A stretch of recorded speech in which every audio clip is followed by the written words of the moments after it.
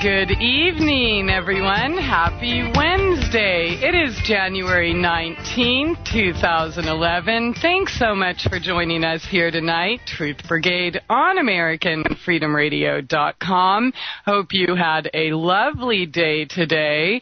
I'm so excited to continue with Shaman Avalon Sakti tonight with part 2 in the discussion of sacred plants and higher consciousness. Shaman Sakti is a trained yoga master and teaches various courses on women's empowerment and shamanism. wayofthewildrose.com is the website, and there's a dash between each of those words. So wild-rose.com. Just excellent information on her site about the topic we'll be talking about tonight, and many others, dreams, magic, aromatherapy, goddess workshops, crystals, lots of articles about spirituality and transformation. She really is just one of the most beautiful human beings I know, and just so wise. So glad to have her here with us tonight. We talked last time, I guess we kind of touched on a little bit about ayahuasca and salvia. I think we got into moonflower, known as, here as datura. And I think we talked a little bit about mandrake, so we'll continue that discussion on plants, but we'll also, we want to talk more about the aspect of sacred consciousness and how the plants can help us achieve that state and get closer, or at least attempt to expand our consciousness, the beauty of the earth and all of her plants and gifts and food she gives to us. It's just amazing to me that we have governments, of course, trying to destroy that. And pharmaceuticals, of course, man-made synthetic poisons are good for you. And in some cases, or they say, even court-ordered, people must take. At the same time, they are outlawing Mother Nature, which has been here to feed us, since the beginning of time, whenever the heck that was.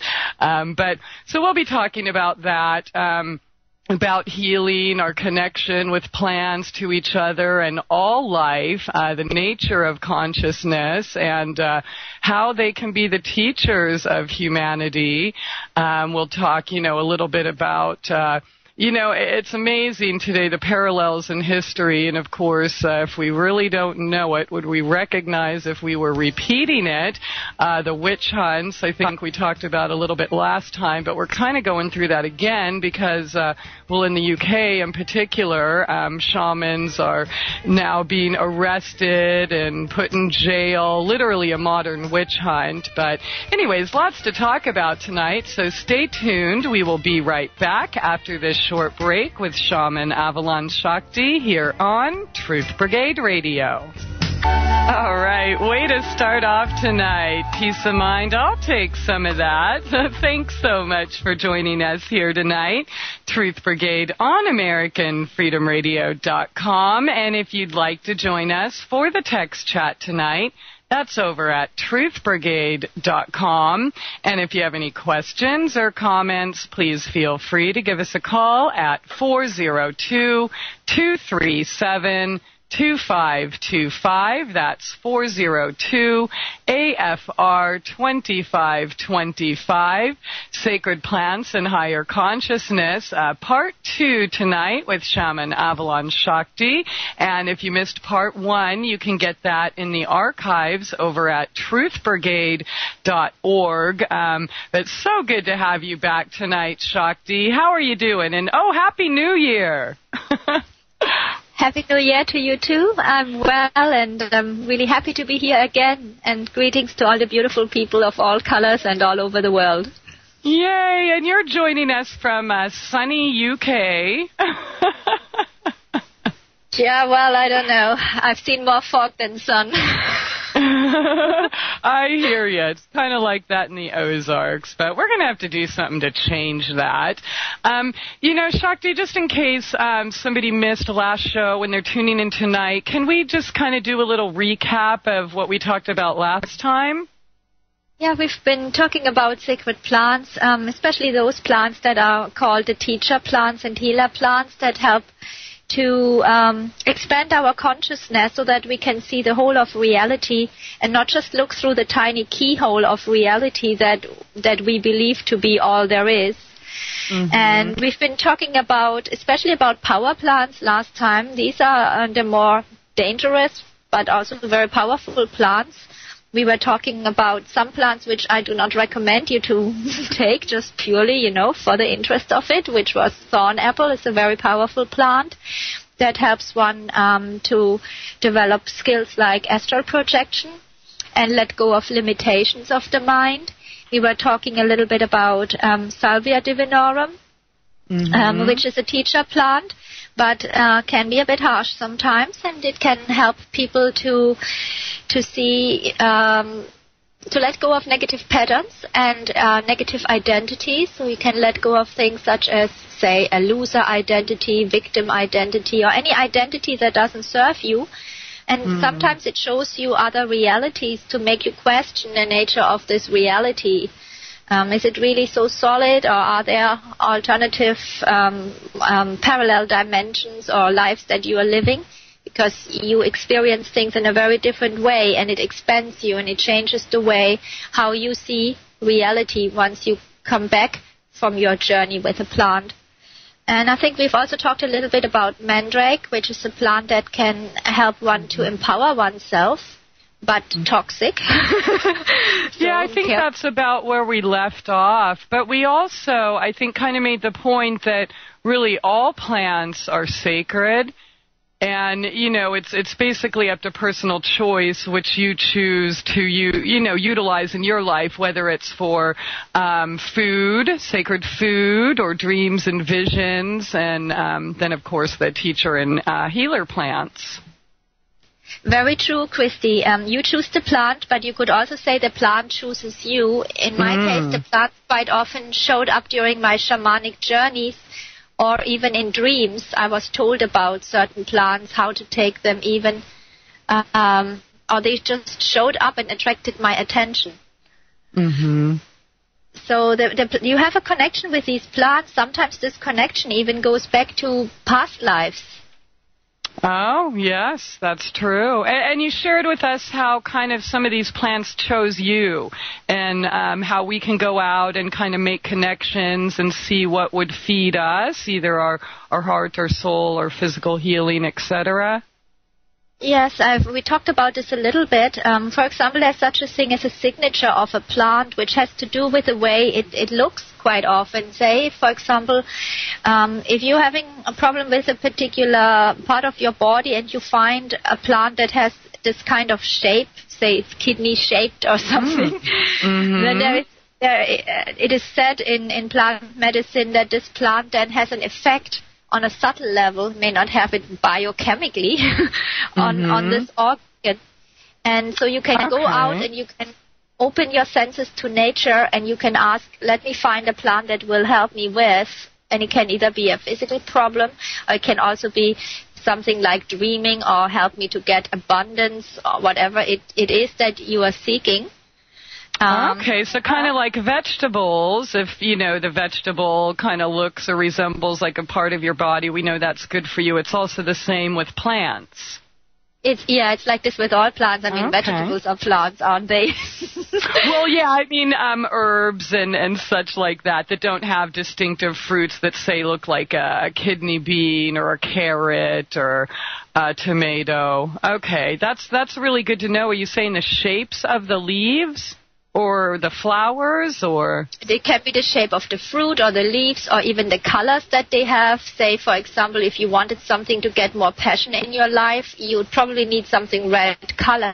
Lots of plants that have red color blossoms. All right, I need some of that. Yes. And when people say, well, this is some silly superstition, how can that have anything to do? You have to understand that everything is energy on this planet. So cosmic consciousness, what you would call God or whatever you want to call it, all that is speaks to us through the symbols, through the colors. Everything is frequency. You can actually measure the frequency of a color, and the chakras have their colors and frequencies. So this is actually quite scientific when you think of it, that cosmic consciousness speaks to us in the language of symbols through colors and shapes. It tells us what we need to know. And if we can understand the language of symbols, then we open our mind to an enormous reservoir of wisdom. Okay, well, let me ask you this, Shakti, then going by colors. Okay, you mentioned if you need a little more love in your life, you'd probably want to add some red, but going by the chakras, your heart would be green. So does that mean we need more of both? Well, actually, the color for the heart chakra is green originally, but also pink, because pink has to do with love in a non-sexual way, such as self-love also. That's why you can use crystals like rose quartz on the heart chakra. And, of course, the red is more love in a physical way. So you wanted to have some passion or have a new sexual relationship, then you'd like to use the red color. Yeah, okay, because we know that chakra is red. Okay. All right, I'll take Base some chakra, of that. Yeah. Yeah, I was wondering if I was going to get myself in trouble with that question. Okay, so we'll stick with both, red and green. Oh, well, you want to get some pink there, yeah? You want to have a bit of love from the heart. That's the color pink. Okay. All right, very good. Okay. Now, all right. Now, plants, of course, I mentioned in the intro, and of course, I'm sure we all know that, of course, they have like the food bills and such, and trying to outlaw growing your own food. In fact, someone, I think it was in the UK, was just arrested and fined $1,000 for growing cucumbers in his basement. And of course, we know marijuana, ayahuasca, bitter almond trees and such have been banned here in the U.S. And then we hear that shamans and such are going to prison for using sacred plants. What's going on here? How is it that people feel that they can outlaw that which is natural? Well, people feel they can do whatever they can get away with. If people feel they can get away with murder, some people will actually do it. Mm-hmm. And this is a control system, very clearly. It's about controlling the human race. And if you want to control people, the best way of doing it, besides by brute force, which doesn't work too well, because we are many, many people and the controllers aren't that many, so they have to control our minds. And mind is really over matter. If you have somebody who's physically very strong, but you can make them believe, say, by hypnosis, that they are small and weak and powerless, it will be very easy to overcome that person. And what is being done now is to control the human race with fear, with fake laws that forbid us things that God has given us. Food, the plants on this earth that are for us to use, even the land, that the land should be owned, is very ridiculous. Completely agree with the Native Americans. We are not permitted to do anything natural anymore. Everything is regulated. And the sacred plants, the reason why this is being so persecuted, I would like to actually say, because it's becoming like a witch hunt now, is because sacred plants open our consciousness, expand us completely. I had a friend, she was from a very strict religious background, a particular type of Christian sect. I don't know what it would be in English, but they are very, very, very strict, and she had to be chaperoned all the time. I took her to an ayahuasca ceremony, and she was completely blown away. In spite of her having only Christian background and not knowing anything about New Age, Wicca, and so on, she actually experienced a lot of Egyptian things about the sun god Ra, and she experienced her power. She also got some big demons out. And then when we were traveling home, she said to me that every man, woman, and child on this planet should take ayahuasca once, and we would be living in a world of peace. Okay, wonderful. So she wasn't too put off. I mean, her conditioning obviously didn't keep her away from at least trying it out. No, maybe by my influence, but what ayahuasca does, it very quickly does away with your conditioning. It just rips it away from you. Okay. All right. Well, that kind of, we talked a little bit last time. Ayahuasca, of course, isn't for everyone. So, and it is illegal, I think, in most places, isn't it? It's becoming illegal now, but, as long as it's not illegal to talk about it, we shall use this opportunity. Because the interesting thing is what it does. Yeah, it's just a shame because you're a shaman, and so that kind of affects you and your healing and those you touch and teach. So, I mean, is it something new that they just banned it? Is it something that a recent decision? It seems to be quite recent, but they never published it, so nobody knew when exactly was the day when it was no longer legal. A friend of mine who's also a shaman and who's trained with ayahuasca and ayahuasquero, he had actually a letter from the police some years ago.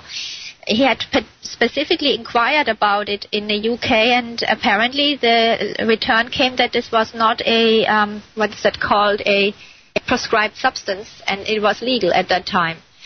But with Codex Alimentarius, we're now getting a negative list. So any plant that is not on the list is automatically illegal. Say, if they don't include some herb like, let's say, sage on their list, then sage would become automatically illegal and would be as illegal as if you were having heroin. And so a negative list is like the biggest nonsense you can make up. That means that they can give you a list of 20 things which is legal and everything else is illegal. And pretty scary. We're going into Codex Alimentarius. Nobody knows. None of my friends who are into shamanism knows when was the actual switch over.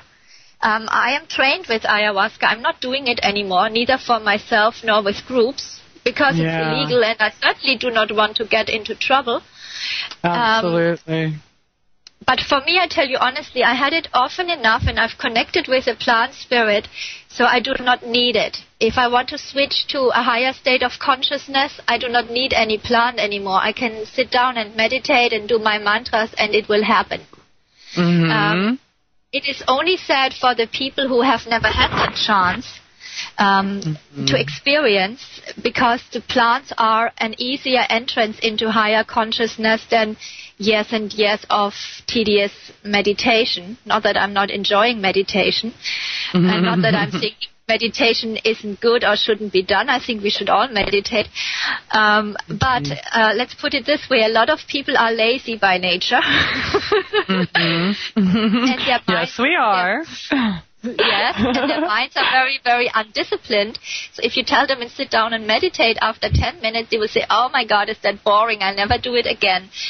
Yeah. And they don't have the perseverance to continue until something actually starts happening. And for these people, sometimes sacred plants can be a kind of crash course into higher consciousness. Okay, understood. Let me ask you this, though, if you don't mind going on a little tangent for a second. You mentioned meditation, and yes, absolutely, I agree, we're lazy. But I'd also like to share one of my hang-ups, and then maybe you can give us some suggestions to get past that. I would sit there for 10 minutes and think, okay, I am such a total retard. Am I doing this right? Oh my gosh, who's watching? Okay, now if there really is someone out there, they probably think I'm a dork because I don't know what I'm doing. And, so I think that could have something to do with it as well. So let me ask you this, how do we know if we're doing it right? Number one, and how do we get past those fears of just constantly battling with ourselves and talking ourselves out of things that are good for us, like meditation? I did not have those thoughts ever, Christie. I had thoughts of doubting myself, of course, but not in respect to meditation. When I so you never sat there your first time and wondered, am I doing this right? I didn't have the am I doing this right. What I did have was I thought suddenly it was very noisy. Everybody who was walking by on the road outside, every car seemed to be extremely amplified and annoy me a lot when I started. So I got distracted by the noise. But then if you practice longer, then it gets silent. I think that mantra meditation is the best form of meditation. I like it best. And it is the prescribed spiritual practice for the age of evil in which we are now, no doubt about it. Because the mantra keeps the mind busy, so you don't get so many other thoughts in, and it purifies the mind and gets all the negative thoughts out of it. Meditation is a bit like washing laundry. Some things are so dirty you got to give them several rinses, So every time you do meditation, you give your mind a rinse and get some of the dirt out of it. And then eventually the mind gets more purified. It actually enjoys the meditation. But in the beginning, the mind fights. Okay, hold that right there, Shakti. It's that time. So we're going to be right back after this short break. Shaman Avalon Sakti, wayofthewildrose.com. Don't forget the dashes between each of those words, wayofthewildrose.com. Stay tuned. Truth Brigade Radio. All right, welcome back. Thanks so much for joining us here tonight. Truth Brigade on AmericanFreedomRadio.com. And big shout out to everyone in the chat room. It's so good to see you here and so good to be back after my extended New Year celebration or whatever that was. Anyways, welcome back. If you have any questions or comments, please feel free to give us a call at 402-237-2525. And if you'd like to join us on the chat, that's over at truthbrigade.com.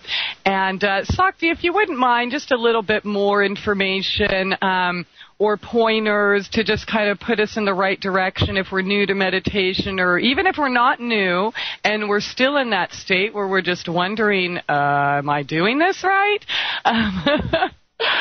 What is important for us to do or know before we begin a proper meditation? Well, really, it's just beginning, but once there are a few tricks, of course. For example, if you're doing it at the same time every day, then the mind gets used to it that at that time, let's say between 6 and 7 in the morning, it has to shut up and it will just do it. So having a routine, a particular time of the day, also the place where you meditate, if you're meditating in a place that is very restless, like where you have your TV, or maybe in a room where you got your bills stacked up, that's not going to be conducive to meditation. It would be nice if one would have a separate meditation room or little hut, but not everybody can afford to have an extra space. Otherwise, just make sure you have a clean and tidy room that has a good atmosphere. Sit in a comfortable position. Sitting cross-legged has advantages, but not everybody can do it. And if you're physically not capable, then just find any position where you can keep your spine relatively straight. And then the other thing is the mental attitude. So before you can meditate, you have to withdraw your senses. So if you hear any sounds, just don't give them any attention. Just let it be like backdrop. Don't pay it attention.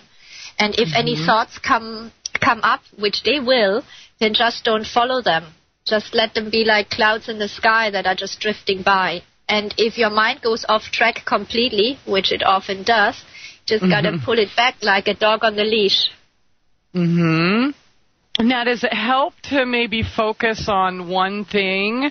Maybe for your first time or first few times, do you want to focus on love or God or the number one or something like that? Would that help?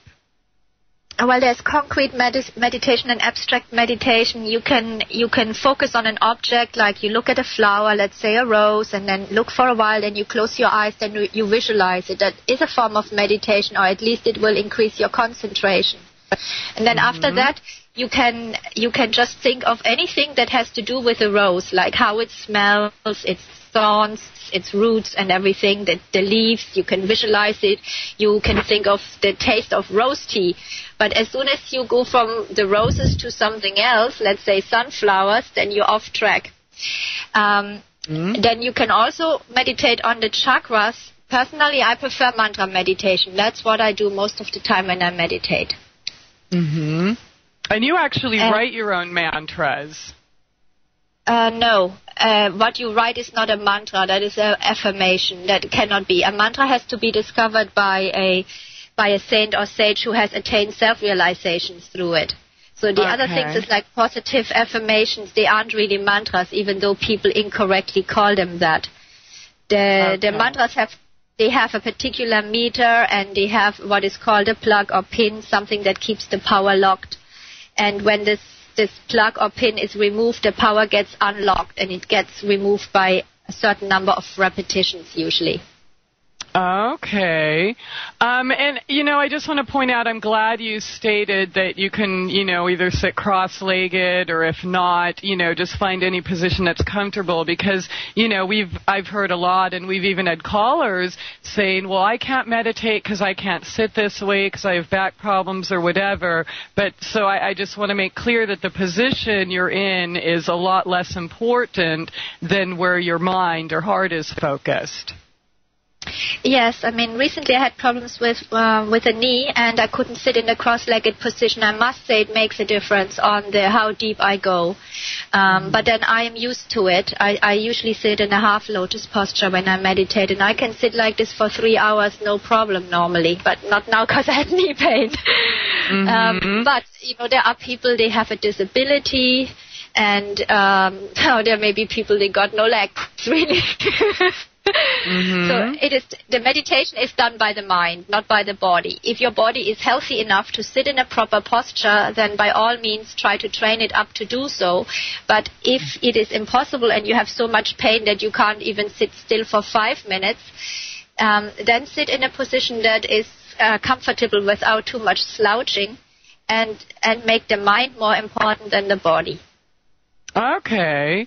All right, Shakti, thanks so much for those tips. And I think one time we discussed mantras. You were going to put some up on your website.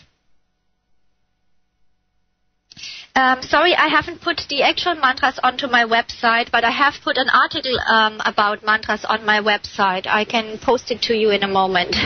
Excellent. Thank you. And I'll post that on the text chat over at truthbrigade.com. But once again, wayofthewildrose.com with dashes between each of those words is the website, wayofthewildrose.com.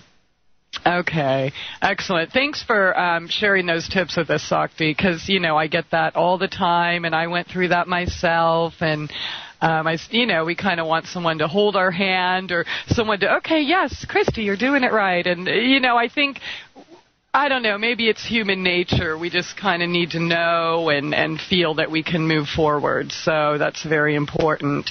Okay, and here's the link. This is great. I'll post this in the chat right here. Okay. Yes.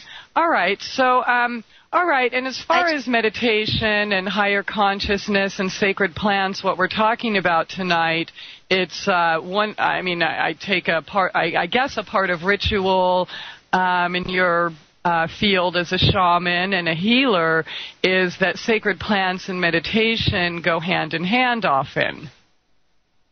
Yes, or you could say they are two sides of a coin. In the end, both of them are accessing higher consciousness and an expanded state of consciousness.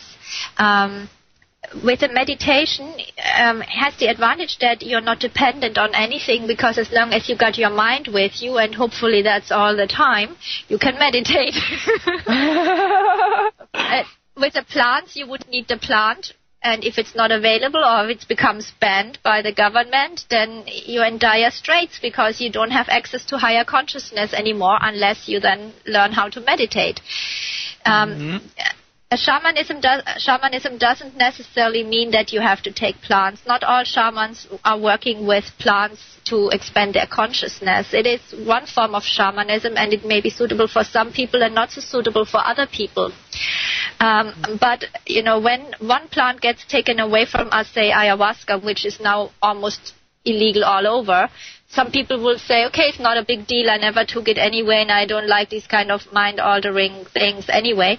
But what is going to be next? Is it going to be lavender or rosemary, and where do we draw the line? Yeah, absolutely. Very good question. As part of your article here on sacred plants, you talk about how we lost the lore of herbs. Can you expand upon or elaborate on that a little? I think that this all started with a witch hunt, virtually. Most people think the witch hunt was about, evil witches, but really this was about control, and specifically male control over women. And at that time, women were the healers. It wasn't men who were in charge of healing like now, where you got mostly male doctors, not only, but it's still very much a male domain. Women were the healers because by our nature, we have more of a watery nature. We are more connected to the moon. We have a different type of intuition. And for a healer, intuition is very important. It's also been said that the most powerful shamans are usually female. I did never think this could be true until I heard it from various people myself. But apparently, women have a specific power to dive into this consciousness more easily than men. I think men are more rational minds, so it's a bit more difficult for them to tap into it. But anyway, during the witch hunt, it was about outlawing women to do healing. And then also even the midwifery was taken over by men, and we know how that ended up. That didn't go too well. And at that time, women were being punished and killed and persecuted for as much as knowing how to read and write. When men did it, it was okay. And men that were healing with herbs and making potions were not normally killed as witches. Might have been a couple, but it was still acceptable for men to do this. But as soon as a woman did healing with herbs, she was a witch and she was put to death. Yeah. And it ended up with a lot of the lore of the plants, which was passed on through generations being lost, because it had to go underground. And then the men took over, and they had control of the medical system, and they didn't know much more than cutting people to let their blood out and putting leeches on them. And we're having now the same. Now we're having a takeover of the pharmaceutical industry. Fascism, really. When corporations run the world, it's called fascism. I didn't know that, but I had to educate myself. We're having fascism. Corporations taking over, and they want to give us these chemical drugs that they can control and they can make us dependent on, rather than us having herbs to heal ourselves. Oh, yeah, and even in a lot of cases, actually court ordering people to take drugs, or just that video that came out the other day, Grandpa was actually tased by the police because he did not want to go to the hospital. And he had heart problems, by the way. Yeah, so they were going to force him to go. And I guess they did, because they gave him more heart problems, turned it into a life-threatening situation. I've heard a lot of stories myself from people that I know about what happened to them after they were given certain medications, and also from the veterinary medicine, my personal experiences and experiences of friends. Yeah. And the whole system is completely inhumane. It's inhumane, and it doesn't care about people and their suffering. It doesn't care about providing a real cure, a healing which puts the person back to wholeness. It's only about body parts and cutting this off and giving this chemical and doing some radiation and getting maximum money out and making people dependent for the rest of their lives on drugs. Yeah, it's just, gosh, it's such a shame. It really makes me sick to see that. But, Shakti, we have a caller on the line, so let's see what they have to say. Area code 541, welcome to the show. Oh, caller, do we have a live one? Area code 541. All right, maybe not. Okay, well, try that again if it was important. Call back. All right, so, I mean, basically we're at a time period where Mother Nature is illegal and cops are going to tase you and force you to go to the hospital and put you in court to take drugs. And, I mean, you know, getting back to I mean, this is literally a witch hunt because, you know, there's people going to jail now for using plants or for healing people with plants. They're calling Interpol and, you know, arresting and charging these doctors and healers and shamans as criminals. I mean, where is it going to end? And how? It's going to go much further. It will go to the point, I think, where people are going to die in droves. I really think that. They're going to forbid you to even speak to a friend. If you give a recommendation, say somebody's got a headache, and you say, oh, rosemary is very good for that, that would be illegal to say that, and you'd probably get some kind of charge for practicing medicine without a license, and I don't know for how many years of jail you would have to sit that out for, according to their insane system. But it is really about gagging us, forbidding us free speech, forbidding us to pass information from one human being to another. And to choose what's best for us and our bodies. Exactly. As when you lose control over your body, you're not better than a cow. Yes. Yeah, poor cows. You're not any better than a cow. And I think a lot of things they're doing to the cattle, they're now doing to us. Oh, absolutely. I certainly agree with that, Shakti, but it is that time. So stay tuned, everyone. We will be right back with Shaman Avalon Sakti here on Truth Brigade Radio. All right, welcome back. Raising a little hell tonight here on Truth Brigade on AmericanFreedomRadio.com with our special guest, Shaman Healer Avalon Sakti, joining us all the way from the UK. And we're talking about sacred plants and higher consciousness tonight. But let me ask you, Shakti, let's say if we were allowed to use these plants, how would they help us attain higher consciousness, and what would be the consequences of that? Well, when you tap into higher consciousness, you understand that everything is energy, and you also understand that everything is alive in the universe, and that everything has consciousness and has a soul, really, and you can connect with everything. You see no more differences. You see only unity, and you're in a state of love, indescribable love. So once you have experienced that and you've seen the beauty of everything, you can't destroy things anymore. You could never destroy a forest for profit anymore.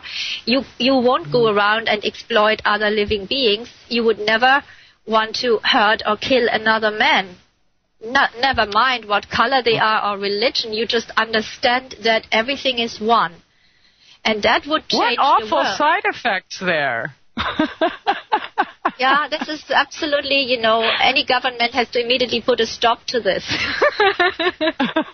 Oh, my goodness. Okay.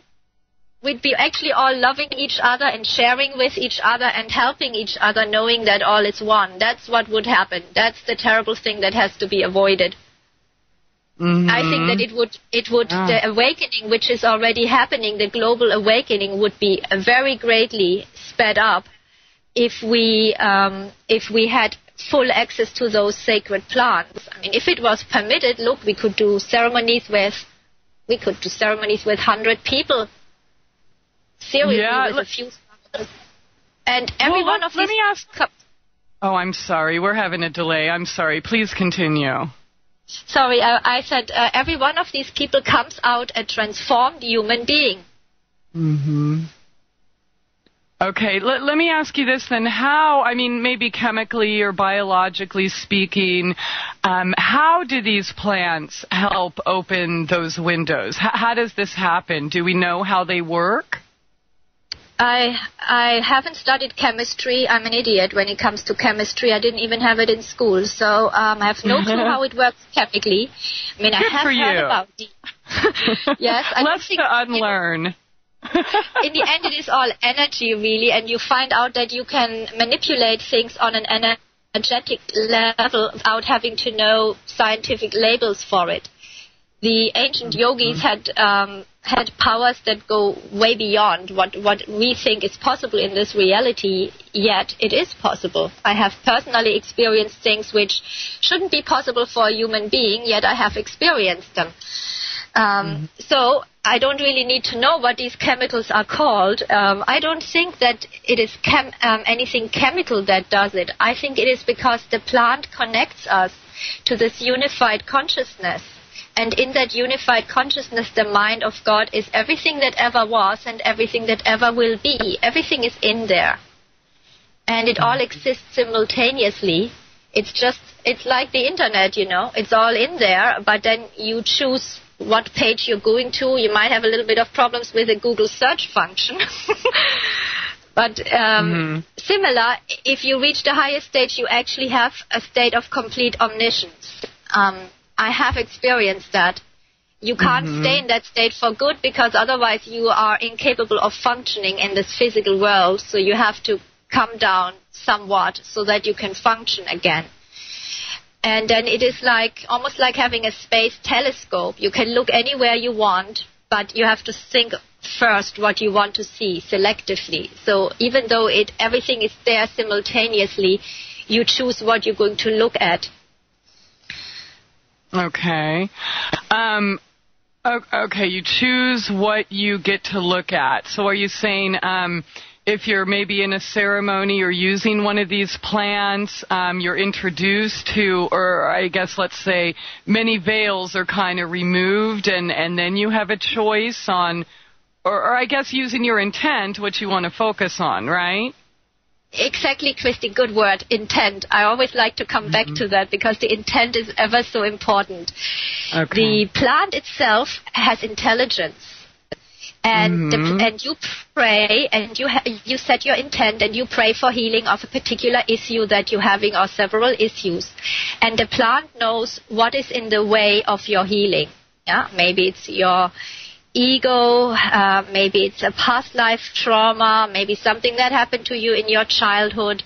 Whatever it is, it'll bring it to the surface. And because the plant is intelligent, it also knows how much you can take. Okay. And some healing isn't possible in one go. There are layers to the problem, and they have to be removed bit by bit. People cannot, if their mind is very narrow and very rigid, you cannot expand it too much or they crack up. So it has to be done in stages.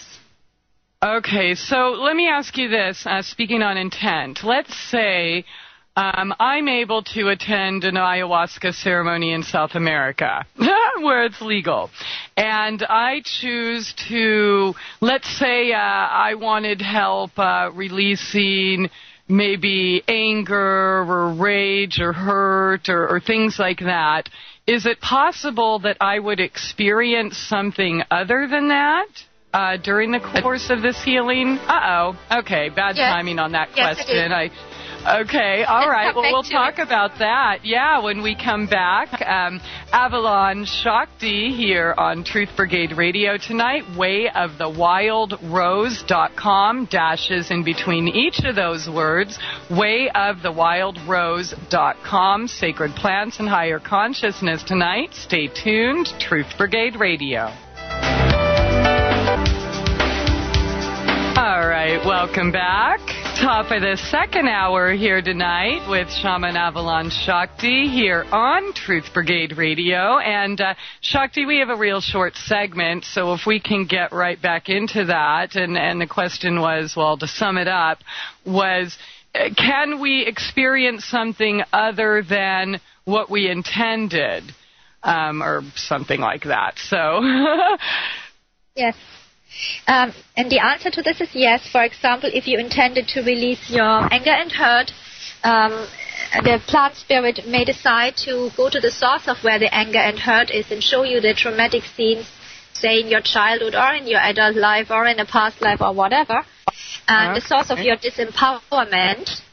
And then anger, for example, is actually a sign that you have been disempowered, so it may alternatively also take you back to a lifetime when you were very powerful, or show you how great your power really is. And then when you understand your power and have it back, the anger goes automatically because you're no longer disempowered. Okay, so in that case, all right, let's say, we went through that scenario, and so I'm in South America, and I want to release hate, anger, and rage. It's not going to happen just like that by pushing a button. I could actually go back and experience things that happened either this lifetime or past lifetimes that would have disempowered me or caused maybe even soul loss or soul fragmentation, things that I could be carrying with me to today. So, I guess my understanding is that it wouldn't necessarily be cured or healed right there just because you had that ceremony, but it might be a process of situations that you might have to deal with to attain the eventual or the state that you are after. Well, it depends. Quite often the issue really goes away with a single time. If it's not something that is very deep-rooted or very complex, it can be gone with one time because you're releasing it in a very concentrated manner. It's like a super power blaster to release your issues. Okay. So it may be gone in one time, but if a problem has various reasons that are contributing to it, then it may take several ceremonies to get rid of it. And sometimes it's also about shifting our point of view, our perspective on life. And you may be shown the way that you're seeing things wrong and how you should be seeing them, and you might not like that very much. As you're going back to your normal life, you may have a big crisis because the world is not the way that you thought it was, and because you've been shown your flaws, your ego, whatever. And then as you start integrating it and getting a deeper understanding and surrendering, then you're releasing the issue, and you eventually will get healed of the original problem that you pray to release. Okay. Now, let's say in high trauma, lots of trauma, and maybe someone had many issues that they had to confront. Would that take more than one session, or? If they got many, many issues, they need more than one session. Okay. And I know we talked about... I'm sorry. It's that you can make a start. A long journey starts with one step. Absolutely. I know we kind of talked about the healing crisis on a previous program, so you can get that archive over at truthbrigade.org, and you wrote a magnificent article about it on your website at wayofthewildrose.com. So definitely check that out, because I remember when you did help some people, they all came back and, ouch, I'm sick, or oh no, what do I do? So it's very important to know what you're getting into before you decide to proceed in this manner. But we're going to be right back after this short break, so stay tuned. Truth Brigade Radio. All right, welcome back. Thanks so much for joining us here tonight. Truth Brigade on AmericanFreedomRadio.com. If you would like to join us for the text chat tonight, that's over at truthbrigade.com. And if you have any questions or comments, please feel free to give us a call at 402-237-2525. That's 402-AFR-2525. Sacred Plants and Higher Consciousness tonight with Shaman Avalon Sakti. wayofthewildrose.com is the website, and there's a dash in between each of those words, wayofthewildrose.com. And I have a question to continue, but we have a caller on the line. I want to... It looks like they've been holding for a while. So area code 541, welcome to the show. Hi, Christie and Avalon Sakti. Hi there. Hi. Hi, how are you doing tonight? Hi, thanks for this awesome show. I'm doing well. I'm enjoying your awesome show, and I had a question for Shakti. Awesome, please. Wonderful. Can you hear me? I can't hear you very well. I can hear you. I can't hear you at all. We hear you. Mm-hmm. Oh, okay, good. I don't hear you very well, but my question is this. here on the Oregon coast, we have a little mushroom that grows quite prolifically, and I'm not sure what it's called exactly, but I was wanting to ask Shakti what she thought about the psilocybin mushroom. What kind of mushroom is it? Is it one of these so-called magic mushrooms, or is it the one with a red cap and the little white spots? No. It's the magic one. It's, yes, that's the one. Yeah. I mean, I can tell you first thing, they are about illegal almost everywhere. I'm not experienced with that. But apparently, I think that they can also be useful in their own way, but of course I can't advise you to take them, you know. I have to tell you very strictly that you must not take those mushrooms. But yes, like the stuff that grows off of cow patties is illegal. Oh, man. I can also, maybe as an interesting footnote here, in yoga, mushrooms are forbidden, and I always wondered about that, and I figured it's because there is always a high chance that you can, if you don't know mushrooms too well, you could get the wrong one, and then you could end up dead, which would make an end to your body before you could get self-realization. So with mushrooms, one has to be a bit more careful because you could pick the wrong one, and on top of that, they're now being made illegal everywhere. I know of people who have told me that they had very good experiences with mushrooms. I've also heard of people that got very, very messed up with mushrooms.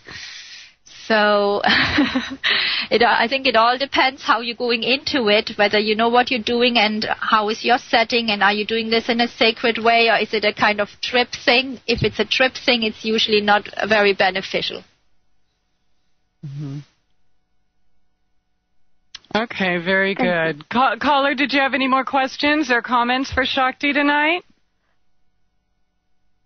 Not really. I was curious about maybe, I guess, she would talk a little bit about, whether we have more of a chance, to access this higher consciousness at this time than in history, because of the 2012 thing.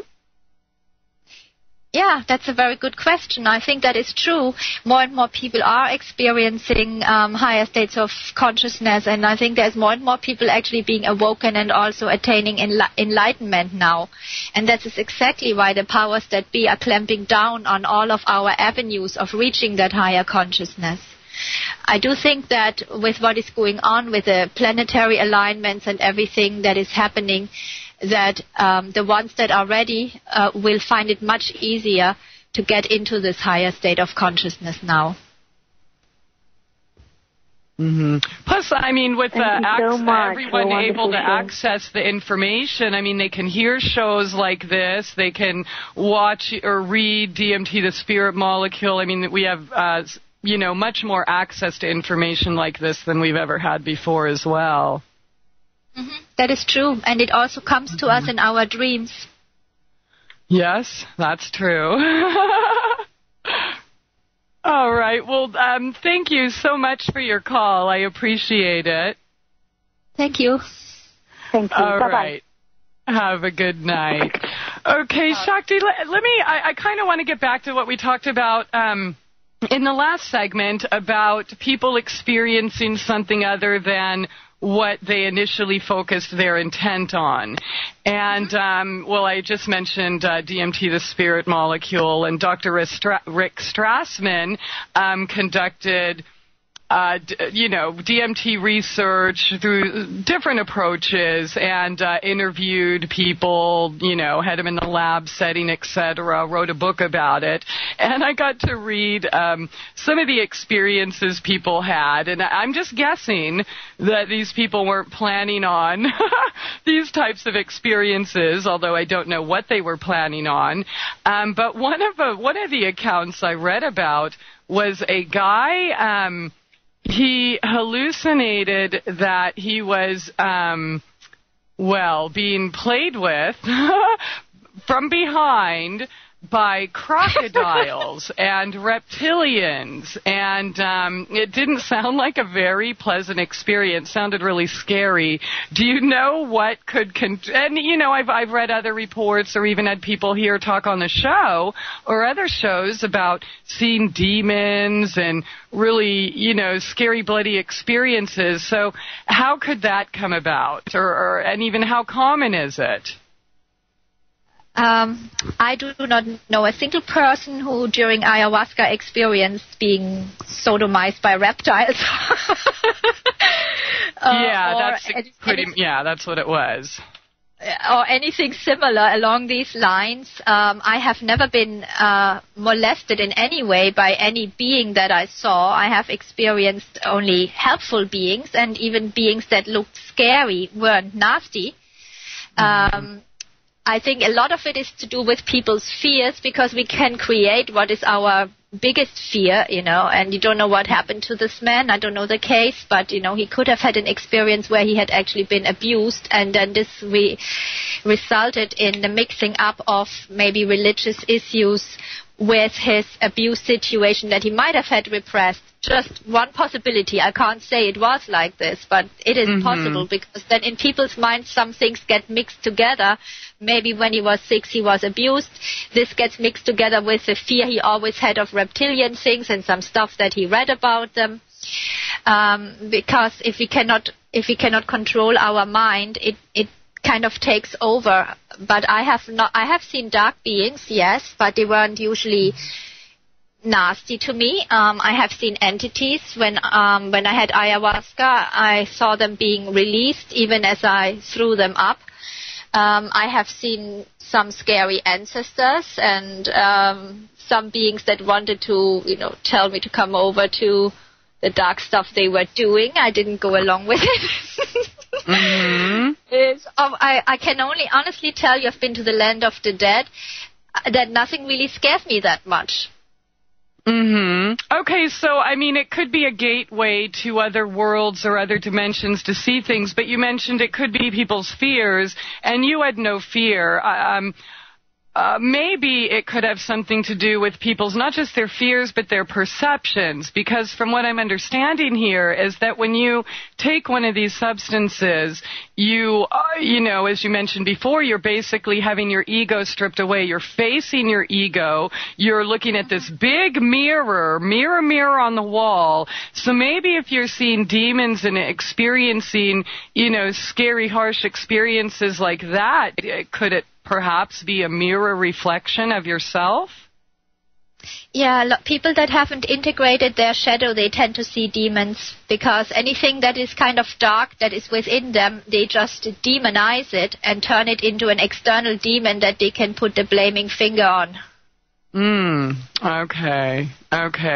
As you know, we've also had Tobias. He does ayahuasca journeys in South America. And he's talked about it on the show a couple times here, but to get more information, you can go to spirittravel.com, and that's one T in the middle, spirittravel.com.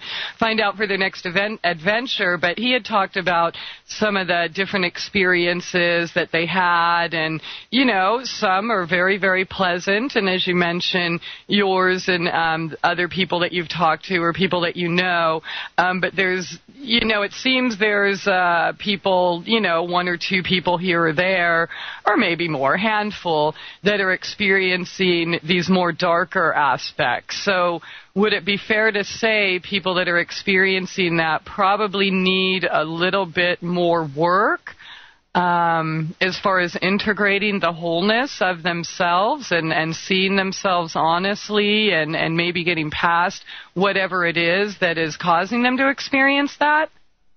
That can be part of it, but I wouldn't generalize it, because there can be exceptions. I mean, these things exist on the astral, so when people focus, when their vibration is low, they focus on lower levels of the astral, and there you see all kind of weird things, dark and nasty things as well. And then also in a ceremony, the energies of all the people in the ceremony together work together as a whole.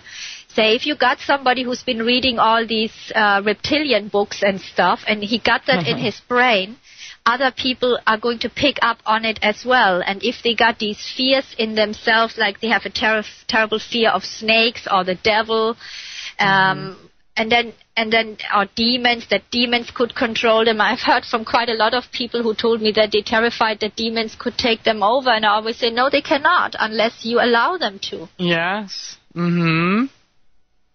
Okay. If your will is strong, nothing takes you over. If I see something dark in a ceremony, then I'm asking ayahuasca, why are you showing me this? Can you explain this to me? If I see a dark being, I'll talk to them. I'll ask them, who are you? Why are you showing up? What is it that you want? And instead of going in shivering and fear and trying to run away there. Okay. All right. Very good point there. So, all right. So getting back to higher consciousness, you talked about some of the consequences, real dire consequences that could occur if the public were introduced to these sacred plants. But you've also, you shared with us some healing stories and stuff as well. Do you mind sharing maybe a significant transformation maybe in your life or someone else's life so that we can better understand how it can affect the individual? I had so many different things that I've done with ayahuasca and that I've written down. Some of them were very great, some of them were very personal. There was one ceremony actually in which I experienced a complete oneness with the goddess Hecate that was quite amazing, and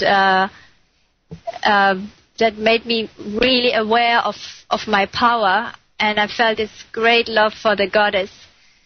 And I could stretch my awareness out over the earth. That was before I had self-realization, but it was starting to go in this direction already at that time. I had another one where I experienced oneness with the goddess Kali, and I remember the most amazing thing about that ceremony was this incredible sense of peace.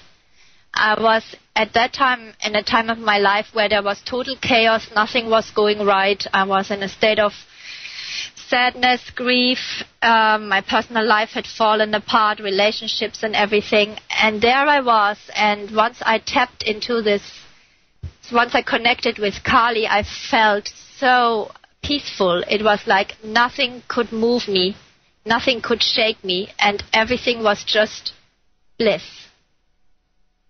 Okay. And after that... I'm sorry. We have that little delay. I guess that happens when we're halfway around the world. I apologize. Please continue. It was after that Kundalini started to get really active. So this was definitely life-transforming because it opened the door to the full Kundalini experience, which came 1.5 years later. But that was the first step. And it made me, for the first time, it made me realize that even when things are not perfect on the outside, that even if you are in pain, physical pain or emotional pain, you can find that inner stillness where everything is okay. Okay, can you tell us a little bit about your Kundalini experience? Yeah, that was in the beginning pretty traumatic. I mean, after it first became active, I had a cathartic emotional release, and I didn't know about that. I always thought Kundalini, okay, it's kind of hot, it burns a bit, goes to the crown chakra, kaboom, self-realization. That's what I thought it would be like. No, that was a very simplified and ignorant version of it. But what it really does, that is anything that's in the way of enlightenment, and that's all your negative stored emotions of this lifetime and other lifetimes that are in there somewhere need to come out. So I remember that after that, the next day, just saying goodbye to some people who were leaving, and all of a sudden I started to feel really weird, and I had this strange pressure in my head, and I felt like I couldn't say what. So I went to my room, And I lay down in the bed. By the time I reached the room and I reached the bed, I just threw myself on it, and I was crying. I was howling and wailing, and part of me was watching this and was thinking, oh my God, what are you doing? And what kind of sounds are you making? Pull yourself together. But there wasn't a pulling together. It was like a machine that once you started it, it wouldn't stop. Then in between the howling and wailing, I was laughing my head off because it was just so funny that I should make such silly sounds, and I didn't even know what I was crying about. and it was going, howling, laughing. Fortunately, nobody was there to witness that. They would immediately have sectioned me. But this is actually quite normal when Kundalini releases these stored-up emotions. That's why I always say that you better be alone or you be with people who know what's going on, because other people won't get it. Mm-hmm. And it lasted about 15 minutes, and that time my boyfriend was around, and then he said, should we pack up our stuff now? And I was back to normal. Wow. Well, I want to talk about that when we come back. Gosh. All right. Well, so hold that right there, Shakti. It's that time. Stay tuned. Truth Brigade Radio. All right. Welcome back. Thanks so much for joining us here tonight. Truth Brigade on AmericanFreedomRadio.com with Shaman Avalon Sakti, talking about sacred plants and higher consciousness tonight. And we left off talking about your Kundalini experience. And, it kind of reminds me of an experience I had recently. And I really, probably don't even know how to describe it. But I'm going to try to do my best and ask you, I don't know, could that have been a Kundalini experience as well? But basically, I was meditating, and I was in, I'll just say, a space. I don't really know where, and I can't really be sure. But there was a woman there, beautiful, and, kind of kneeling down. And it was very sparse, temple-like, I would say, but I can't be sure. Anyways, there was a window with this beautiful light shining in, those beautiful rays. And so I kind of looked at it, and then it kind of like sucked me up into, I don't know, somewhere in the universe. Looked like beautiful white fluffy clouds, and there were almost kind of like jewels, but I can't even be sure if they were jewels, just beautiful, bright, vibrant. They looked like, rubies and sapphires and emeralds, and that's what it looked like to me. But anyway, it was almost like I got hooked up, like I was getting an EKG or something at the hospital with kind of these probes or electrodes coming from the white, beautiful, clear, most beautiful space that kind of hooked up to my head and went down my spine. My entire body was vibrating. It was orgasmic. It was very, not in a sexual way. Please don't get me wrong, but it was a very, very good, wonderful, beautiful feeling. It was electric. It lasted like an hour or something, and I was, I kind of went through the same thing you did. At first I was like, what? And then after I was like laughing and thinking, what the heck is this? So, I don't know. Could that be a version, I guess, or my Kundalini experience? Yes, I think so. It sounds to me as if some higher beings helped you along a bit and sped it up for you a bit, and the ethereal planes that you are describing sounds like higher planes that you've been to. On the higher planes, everything is if you go to some of the higher planes, there aren't really much solid shapes, and I also often see crystals during my journeys and experiences. And I work with them as well. And they were just so very bright and vibrant, and, I didn't know what was going on, but I'm thinking, okay, just maintain it's cool. Christie, I think you kind of always wanted this anyways, so just try to, I was kind of talking to myself, but at the same time it was beautiful. I was willing. It wasn't scary at all, but my mind, I didn't know where I was, what I was doing, so I guess it was just hard for me to comprehend, but yeah, it definitely felt like or looked like jewels, and it wasn't necessarily probes or electrodes or, like what you would see in a hospital. It just kind of felt like that. I guess that's the best way I can describe it. But there was certainly just this burst of energy that's really indescribable. I did feel very clean and whole. I felt very connected, ecstatic. But I guess I never was really sure. I guess it's getting back to the meditation thing. Am I doing this right? What am I supposed to expect? What's going on here? But good. Okay. But I guess it's fair to say that each's experience, Kundalini awakening, or any type of experience is completely individual. So it doesn't necessarily have to be exactly like yours or exactly like mine or anyone else we've read about. No, and then again, was just a small part of the awakening. If that was all, and I wouldn't think that Kundalini was worth much, Yeah. But it's just like, it flushes out the negative things, and then I did have the waves of bliss also, Christie. And when I had self-realization and people said, how was that? I said, like 10,000 orgasms, and even that's really an understatement. And you can't really compare it.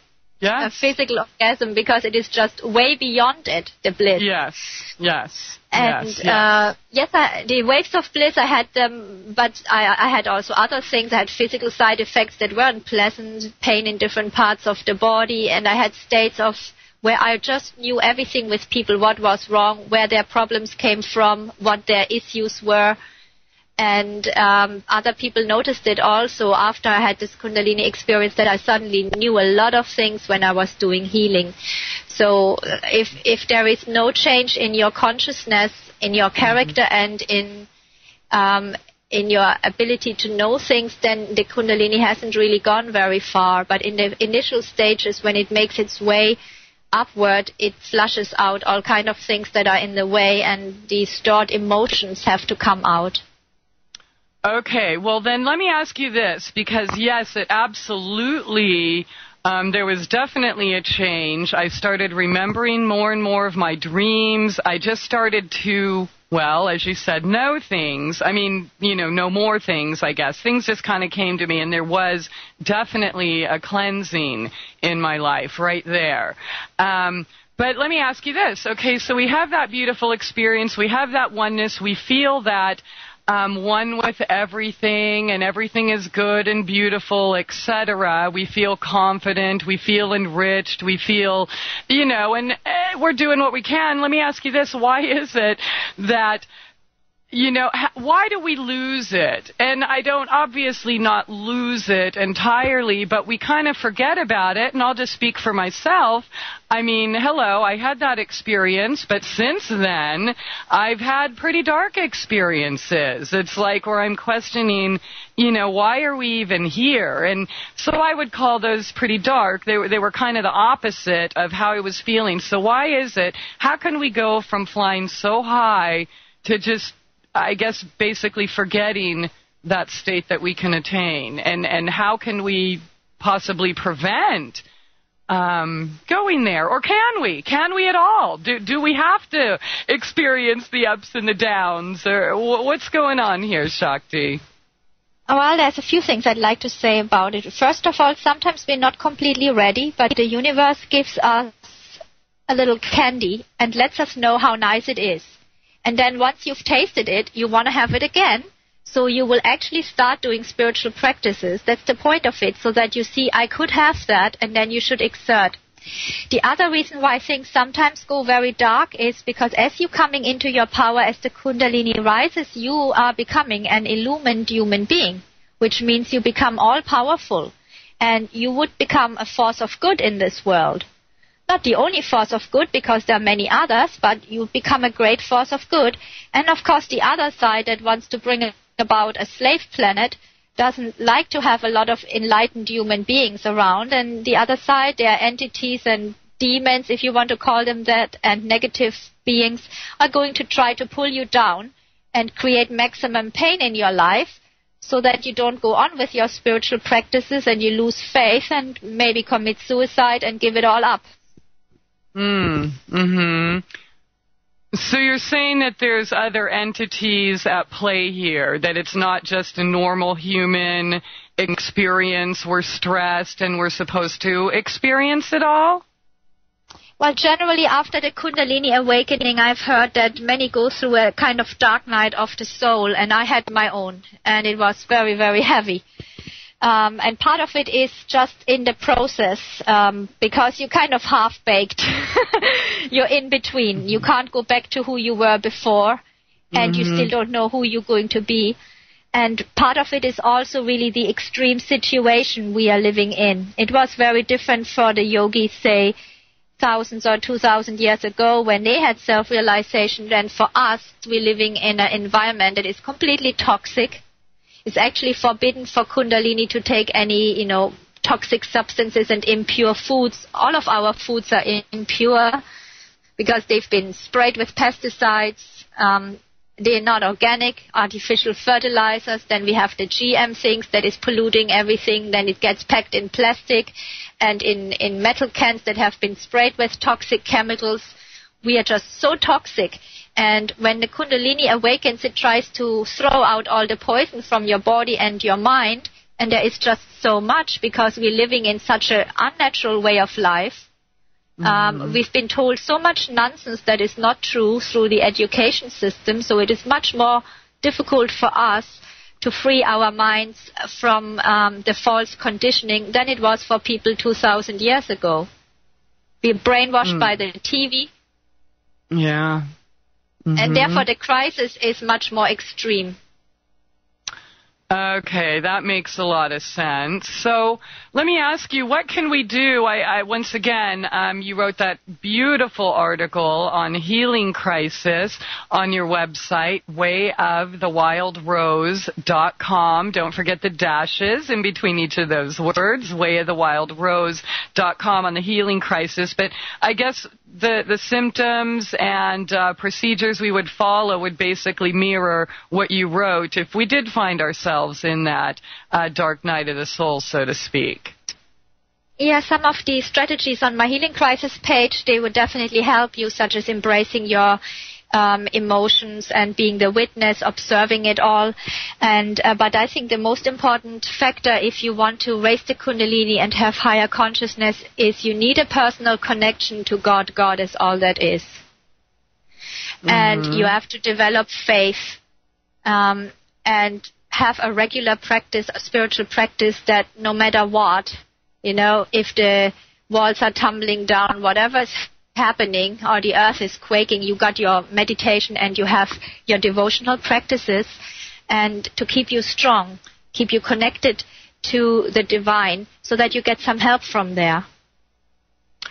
Okay, so basically just make that a priority. Make spending that time with yourself and devoting to your spiritual practice, make that a priority.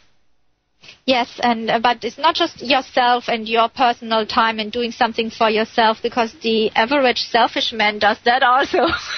yeah, that's true. But I mean, what I'm saying is we become so distracted, and I'll just speak for myself here. I know that when I'm kind of down, the last thing I think about is meditating or, doing something positive for myself, such as juicing or going outside, those types of things. So that's what I mean, nourishing, something to feed your soul. Yes, absolutely. But I really think I want to stress that you have to have a connection to God or Goddess in some form. And that's the thing that's going to get you through these really difficult tribulations that you will go through, and you will be tested. Okay, so just focus on that and, make that your main staple. Very good advice, and you're absolutely right. I mean, we've already been tested, all of us. We're all going to do it again. There isn't just some magic pill, potion, lotion, sacred plant that's going to make all human pain go away. That's not exactly the way it is. And, it's nice to just...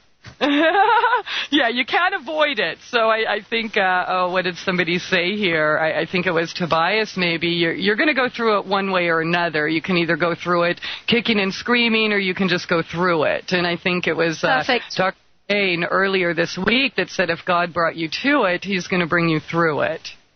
So that's true, and you're really not given more than you can bear, but it will feel as if you're given 100 times more than you can bear.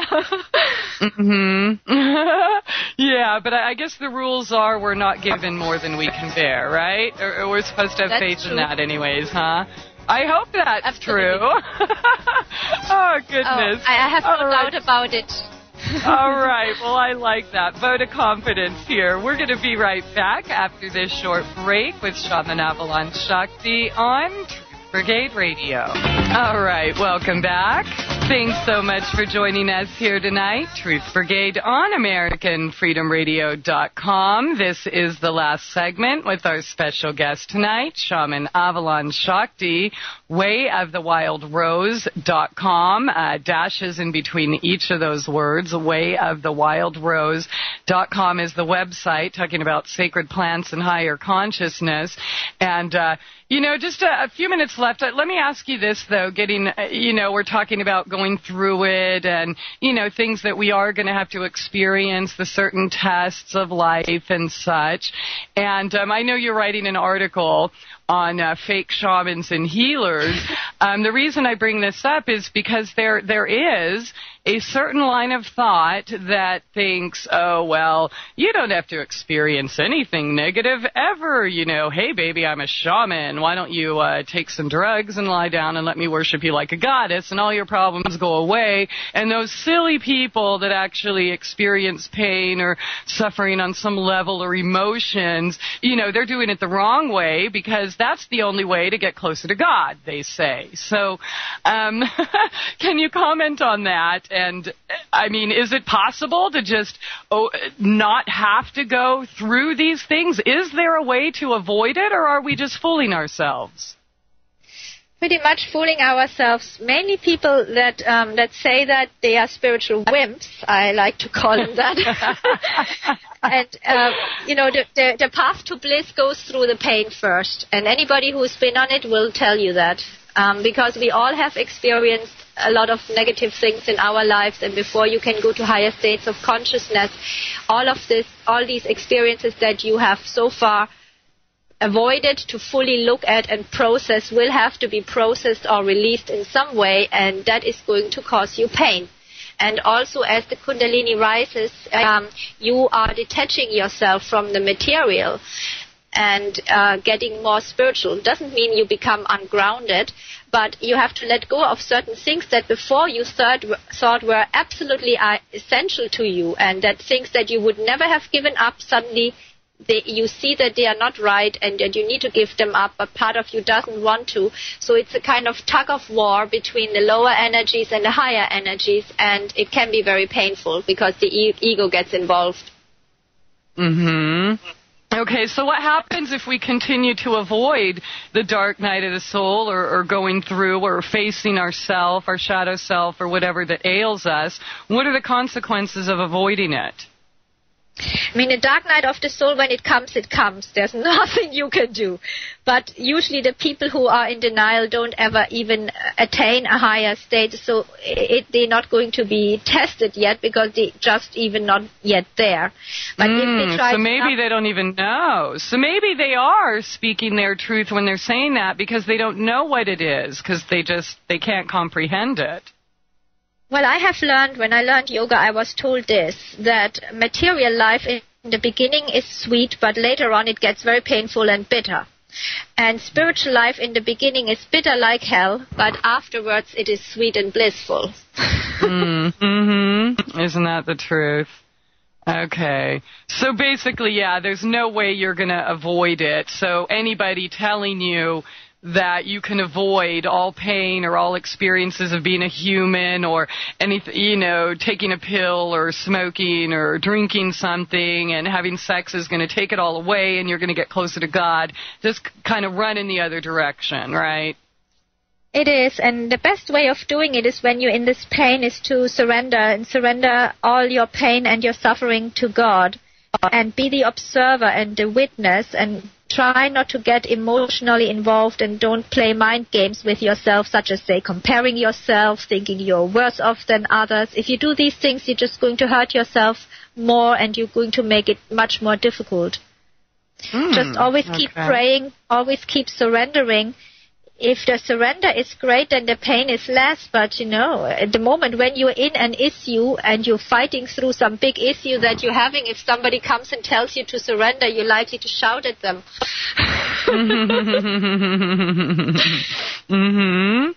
Yeah, no, very, very good advice, Shakti. I just love the information you have to share with us and, your personal stories and just hearing from so many people that you've been able to help all over the world. It just tickles me to have you here and share your wisdom with us. Thank you for having me, Christie. I'm profoundly grateful. We have about a minute left, so is there anything, I'm sure there's a lot we left out. We're just barely scratching the surface again, but the most important thing that we left out that you'd like to bring up before we close? Meditate, love each other. That's what I'd like to say. All right, very good advice. And once again, on your website, wayofthewildrose.com, at dashes in between each of those words, I'm posting them here in the text chat again. You perform healings. I know we talked about them on previous shows, but just in case this is the first time someone hearing you, you do soul retrievals and such, and you did one on me we talked about on the show, which was just amazing, unbelievable, and actually several people called in that you had worked with. Can you tell us what other services you offer? Yeah, I can also do remotely work on the chakras in the energy field, removing embedded objects, removing entities, ancestral work, going to ancestral patterns, what else? Akashic Records Library. Almost anything, really. The only thing I cannot do remotely, I always say, is massage. Oh, darn. Okay. Wonderful. And then you have a little store with crystals and jewelry and stuff you've made as well. So check it out. I just have to say, so much wisdom on your beautiful website. So I just want to thank you again for being here tonight for all of us. And thank you all for being here to soak up all this abundant wisdom. Wonderful time, as always. We'll have to have you back. But thank you again for being here tonight. Abundant blessings and love to all. We will see you tomorrow night with Tobias Lars on Truth Brigade Radio.